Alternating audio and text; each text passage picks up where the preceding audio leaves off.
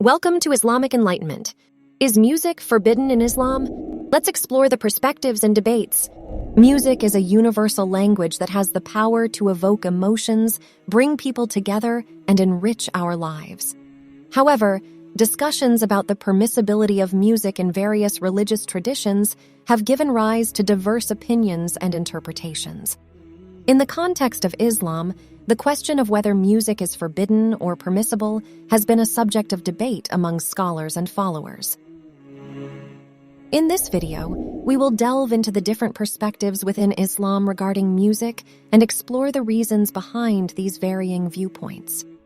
The nature of the debate. The discussion surrounding music in Islam centers on interpreting the guidance provided in the Quran, the Hadith, sayings and actions of Prophet Muhammad, peace be upon him, and the scholarly opinions derived from them. It is important to note that there is no unanimous consensus among Islamic scholars on the issue of music, leading to a range of perspectives. Let's see some different perspectives. Prohibitionist view. Some scholars argue that music is entirely forbidden in Islam. Their stance is rooted in interpreting certain verses from the Quran and specific hadiths that they believe condemn all forms of music.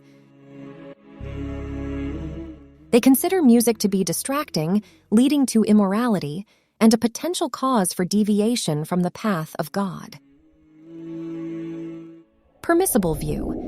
Another group of scholars holds the opinion that music is permissible in Islam as long as it adheres to certain conditions. They argue that the prohibitionist interpretation is too restrictive and fails to consider the broader context of Islamic teachings. They contend that music, when used in a positive and morally upright manner, can be a source of enjoyment and a means of expressing gratitude to the Creator. Conditional view. There are scholars who adopt a conditional approach, acknowledging that certain types of music may indeed be prohibited due to their explicit content, promotion of immorality, or association with prohibited activities. However, they believe that not all forms of music can be universally labeled as forbidden. Instead, they advocate for a discerning approach, evaluating the content, context, and intent of the music in question.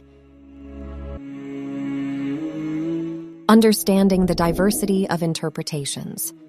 The differences in opinions regarding music in Islam can be attributed to variations in the interpretation of religious texts, cultural influences, and individual understandings. Islam, like any other religion, is practiced within diverse contexts and cultural backgrounds, leading to a variety of perspectives among its followers. The role of intention and context. A crucial aspect often emphasized in Islamic teachings is the intention behind one's actions. Those who consider music permissible argue that if the intention is to seek enjoyment, express emotions in a wholesome way, or engage in cultural practices that do not contradict Islamic principles, then music can be considered acceptable within Islam.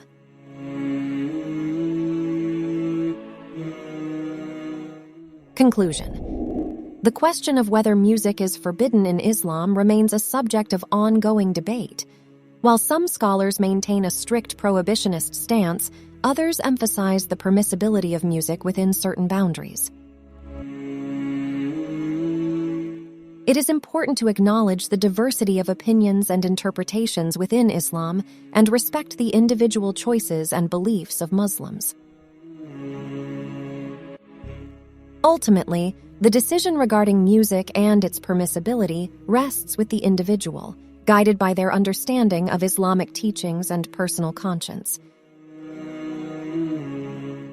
As with any aspect of religious practice, it is essential to approach this topic with an open mind, fostering dialogue and understanding among the diverse perspectives that exist within the Islamic community.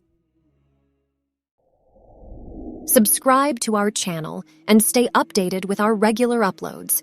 ensuring that you never miss out on any captivating Islamic content. Together, let's embark on a journey of discovery, contemplation, and spiritual growth with the boundless wisdom of Islam as our guide.